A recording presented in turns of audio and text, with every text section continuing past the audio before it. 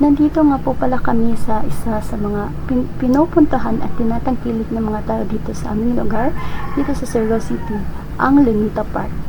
Dahil sa sariwang hangin, marami kasing ditong nakapalibot ng mga puno, kaya sa sobrang init ba naman ng panahon ngayon, mas maganda talaga na magtambay dito sa Lunita Park.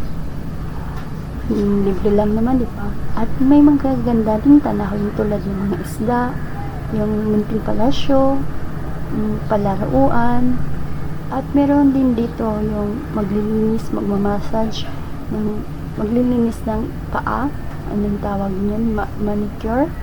So, papasok, labas na lang ako dito sa munting palasyo. Yun lang, thank you. Nandito nga po pala kami sa isa sa mga pinupuntahan at tinatangkilik ng mga tao dito sa aming lugar, dito sa Surigao City, ang Lunita Park.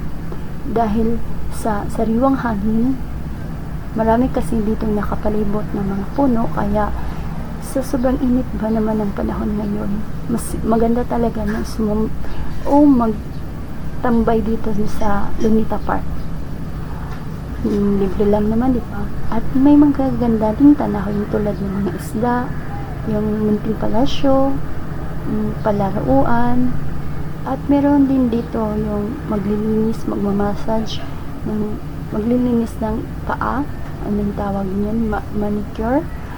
So, papasok, labas na lang ako dito sa munting palasyo.